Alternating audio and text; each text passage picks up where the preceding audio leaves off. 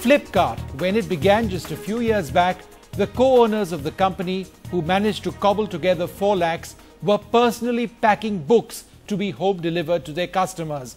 Today, they've brought in $1 billion in investment, and their company is valued by some at a whopping $7 billion. Together, Sachin and Binny Bansal have redefined the e-commerce business in India and have their sights firmly set on becoming a $100 billion Indian internet company over just the next few years. From an initial investment of 4 lakh rupees to a 6,000 crore investment today, $1 billion, the amount just raised by homegrown e-commerce company Flipkart. This is one of the biggest funding rounds ever, even at the global level. No wonder that Flipkart founders Sachin Bansal and Binny Bansal are all fired up about the future. When we started in 2007, I mean, we could never dream of getting here. But I think, as Sachin said, I think today we are dreaming big. We are dreaming of really building a long-lasting enterprise, hopefully worth $100 billion in the future. Existing and new investors put up the funds and helped move Flipkart to a new valuation of an estimated $5 billion. Flipkart is banking on hundreds of millions of Indians shopping via mobiles over the next few years. There are a lot of bottlenecks. Logistics is a huge problem. Payments is a huge problem for India, and there are a lot of other issues. I think this allows us to take a very strategic long-term view. And with certainly no need to urgently raise funds, it looks as if any IPO can wait. This investment, it allows us not to think about IPO. It really allows us to think long-term. And that's what we are going to do. So we're going to probably put our IPO plans on the back burner. Okay, so right now, party time? Yeah, big party. Yes. Who's picking up the tab? $1 billion in fresh capital.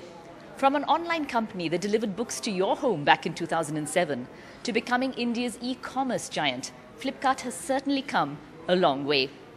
And with 500 million mobile internet users expected in the country by the year 2020, Flipkart says the only way is still further up. With Govind Murthy, Maya Sharma in Bangalore for NDTV. Truly a remarkable story. Well, joining us now, the 2 young founders of Flipkart, former IIT graduates Binny Bansal and Sachin Bansal. They're not related, it needs to be said straight up. But Sachin, let me come to you first. One of the points that you raised at your press conference today is that you see Flipkart being a $100 billion company within 7 to 8 years. Do you think that is realistically possible? So this is more of a big ambition that we have set for ourselves, and I mean, you can't really justify such kind of targets that we are setting. It's just that it's an ambition that we have, and I believe that we have that there will be an opportunity for somebody in India to create a company like that, and we want to attempt trying and build that company. And that's what we want to do. So you see more capital infusion in the years to come, because it'll need that massive amount of additional investment to take you up anywhere close to that number, even if it's not 7 to 8 but 10 years. It's hard to say that right now. I think we are not focusing on more capital infusion right now. Right now we are focused on keeping our heads down and executing to the plan that we have built in the short term. Really focused on the next 1 year's goals, and also we have set ourselves some ambitious goals in the long term, and we are going to build plans around that as well. So really, I think we can't really say anything about future fund infusion or IPO at this point of time. Binny, okay, Binny, let me ask you this: the 2 of you started with 4 lakh rupees. Today, you brought in 1 billion in terms of investments in your company. When you started Flipkart, did you ever imagine you'd be having this sort of a press conference as you did today? Oh, not at all. When we started Flipkart, I mean, it was a 2-people operation where we used to do everything from writing code to, traveling 40 kilometers a day across Bangalore and bringing books and packing them ourselves and giving it to the courier companies. So we never imagined that we would be raising $1 billion one day, and that too, I think, so soon. So I think it's great testimony to sort of the team we have, I think we've built a rockstar team of internet and e-commerce leadership, and I think it's been a lot of teamwork and hard work has gone into where we are today. But tell me something, and I want you to tell me a little bit more about this particular point.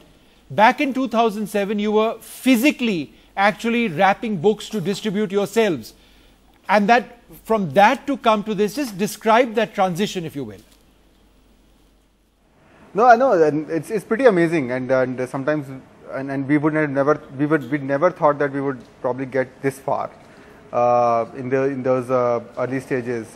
We kind of were always looking to take the next step as we saw it at any point of time, and do the best possible in terms of execution, in terms of what we could do from a capability point of view.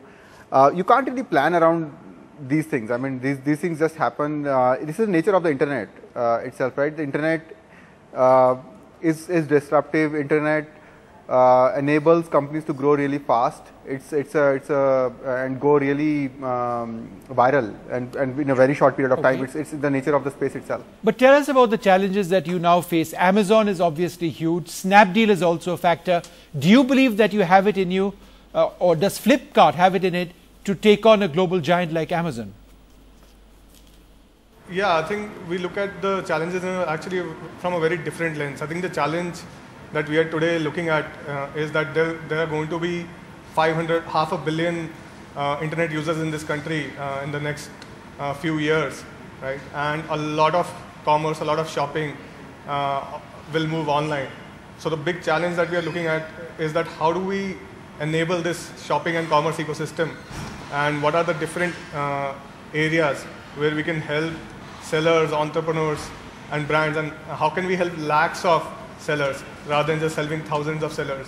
So I think those are the big challenges that we will be focusing on given the latest round of funding, and that's how we sort of look at the future.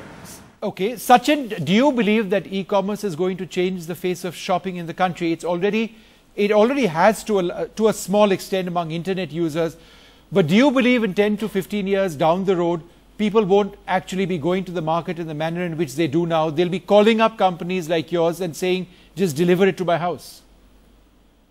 I think e-commerce is definitely very transformative for all parts of the world, right? I mean, e-commerce is the future. It's very clear that e-commerce is going to be the future for in any part of the world, and especially so in India, because we believe that retail space in India, or retailing in India is very inefficient right now. And there are a lot of problems that consumers face, especially they don't get access to great range of or selection of products, or they don't get access to good prices.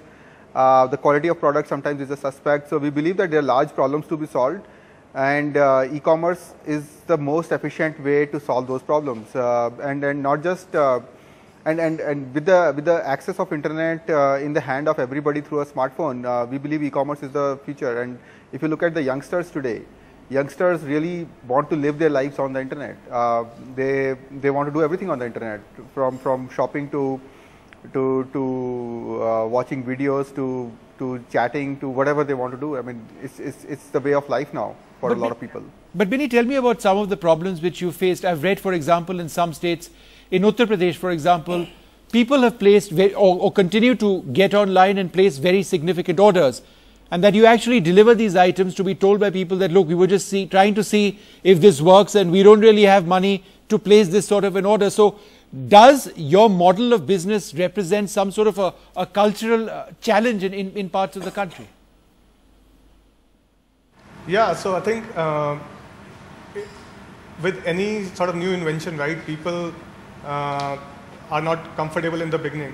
And it takes time to change habits. In a way, we are changing a very sort of day-to-day habit of people, which is shopping. And we will find challenges on the way. Challenges like you said, that people really finding it a culture shock. What we have really found is that once customer buys from us and likes the experience and gets comfortable, I think what we have found is that the repeat rate of our customers is through the roof. Tell us a little. I think that is sort of testimony to the reliable service and experience that we have. So tell us a little bit about the spirit of entrepreneurship that's really defined your business model. There'll be a lot of young people watching this telecast, not connected to e-commerce in any way. What is your advice to them? The two of you had a dream. You made that dream happen. What is your message to young entrepreneurs in the country? Either one of you.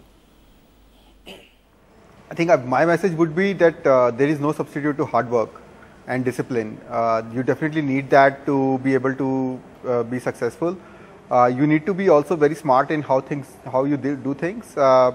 It's definitely a very core prerequisite. But that's all. That sometimes hard work and discipline only is not enough. You need to be able to take the right calls at the right time, but it's a lot about trial and error and being flexible with the times and with the situations. And I think that's what my advice will be: do a lot of hard work and be flexible with to change.